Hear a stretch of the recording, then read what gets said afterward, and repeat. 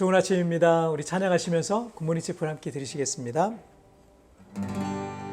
주 안에 있는 나에게 난 근심이 있으랴.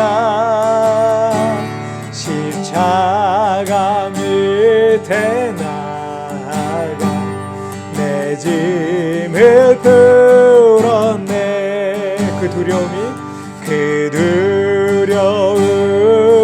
변하여 내 기도 되었고, 전날의 안숨 변하여 내 노래 되었네. 주님을 찬송하면서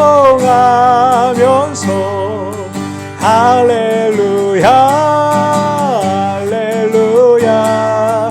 내 학길 멀고 험해도 나 주님만 따라가리. 주님을 찬송하면서 할렐루야 할렐루야. 내 학길 멀고 험해도 나 주님만 따라가리. 아멘. 자, 우리 기도하시겠습니다. 하나님 아버지, 감사합니다. 오늘 하루도 이 채플로 하루를 시작합니다.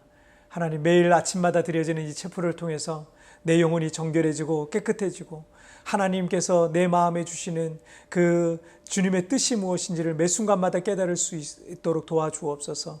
순간순간 하늘의 지혜로 하루를 승리하게 나가게 해주시고 매일매일 주님 손잡고 승리할 수 있도록 축복하여 주옵소서. 감사합니다. 예수님의 이름으로 기도하옵나이다. 아멘. 자, 오늘 우리에게 주신 하나님 말씀 함께 나누시겠습니다. 누가복음 1장 37절과 38절 말씀 제가 개역개정 성경으로 봉독해 올리겠습니다. 대저 하나님의 모든 말씀은 능하지 못하심이 없느니라. 마리아가 이르되 주의 여종이오니 말씀대로 내게 이루어지이다 하며 천사가 떠나가니라. 아멘. 그 한자 중에 청춘이란 말은 푸를 청자에 봄춘자를 쓰고 있습니다. 그래서 보통 20세 전후한 그 20세 전후로의 이 세대들을 청춘이라 이렇게 표현합니다. 그런데 이 대한민국의 청춘들의 요즘은 추운 겨울에 여전히 이제 봄을 맞지 못한 그런 암울한 세대들처럼 보일 때도 종종 있습니다. 대학 생각하면서 대학이 꿈이 되어서 그 12년을 달려가 결국 대학에 들어가고 또 4년간 지나서 대학을 졸업하지만 이 대부분의 이 젊은이들이 대학을 나왔기 때문에 비슷비슷한 사람끼리 또 사회에서 또 경쟁을 또 해야 되는 거죠. 그러니 이력서를 수십 장을 써도 취업하기가 쉽지 않다고 합니다. 물가는 높고 경제력은 따라주지 않고 그러다 보니까 요즘 젊은 세대들은 자신들을 가리켜 N포 세대다라고 말합니다.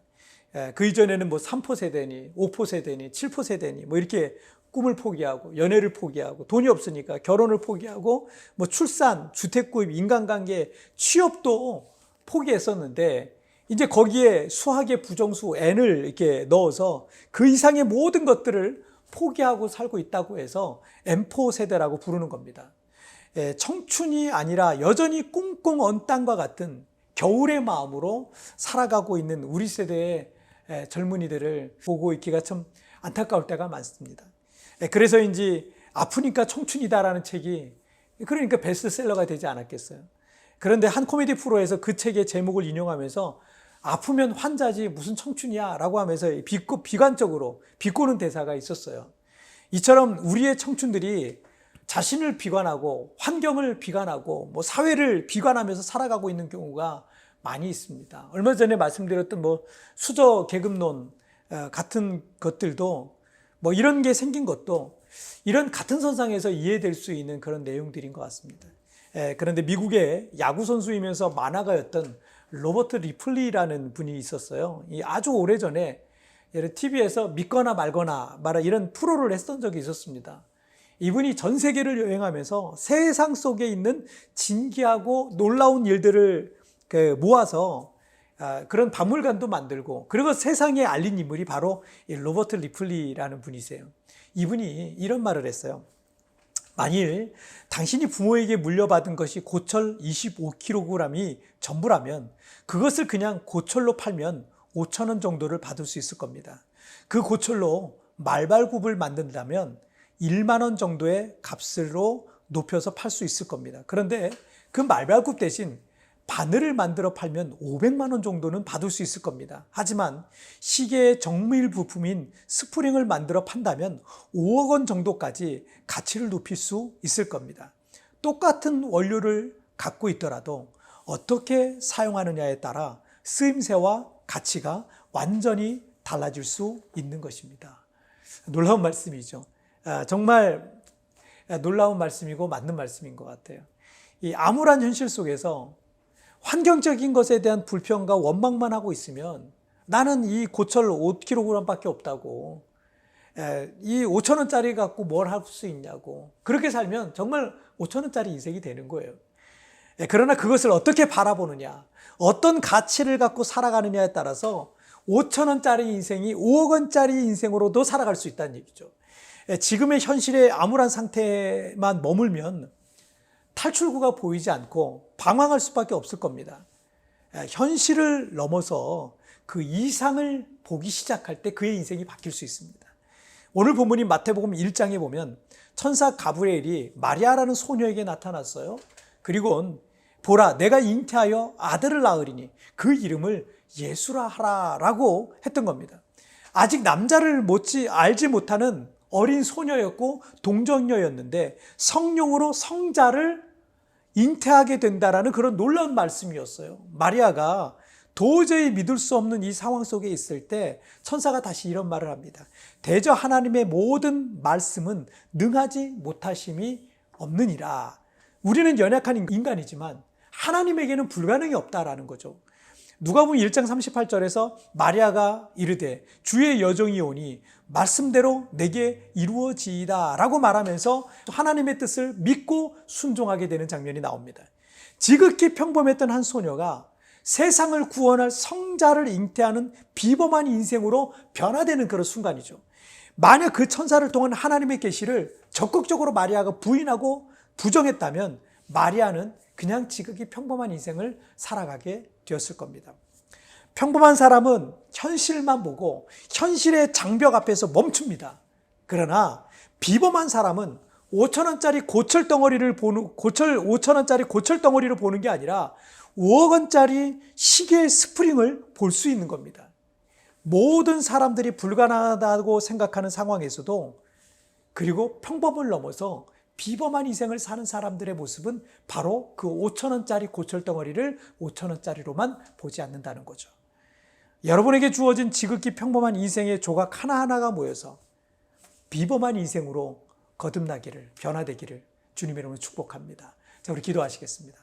살아계신 하나님 아버지, 내 삶에 주어진 여러 가지 상황들과 환경들, 현실들을 볼 때 그것을 5천원짜리 고철로 보는 것이 아니라 정말 그 속에 담긴 비범하고 놀라운 것들을 발견해낼 수 있는 영적인 눈이 띄어지고 믿음의 눈이 띄어질 수 있도록 우리 사랑하는 성도들 축복하여 주시옵소서. 마리아가 지극히 평범한 어린 소녀였지만 그의 인생이 지극히 평범한 소녀에서 비범한 인생으로 변화될 수 있었던 것은 하나님의 말씀, 불가능할 것 같은 그 하나님의 말씀을 믿고 그대로 받아들이고 순종했기 때문이었습니다. 하나님, 제가 오늘 순종해야 될 말씀은 무엇입니까? 깨닫게 하시고 그 순종으로 인하여서 평범히 비범한 인생으로 거듭나는 놀란 역사가 내 삶에도 일어나게 하여 주옵소서. 오늘도 그 주님 나와 함께 하여 주시고 동행해 주실 것을 믿사오며 예수님의 이름으로 기도하옵나이다. 아멘.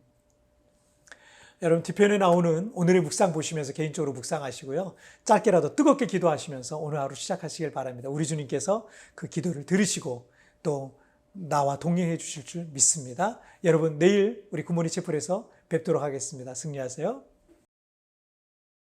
지금의 현실의 암울한 상태에만 머물면 탈출구가 보이지 않고 방황할 수밖에 없는 것입니다. 현실을 넘어 그 이상을 볼 수 있어야 하는 것입니다. 내 앞에 주어진 상황과 현실을 믿음의 눈으로 바라보며 묵상해 봅시다.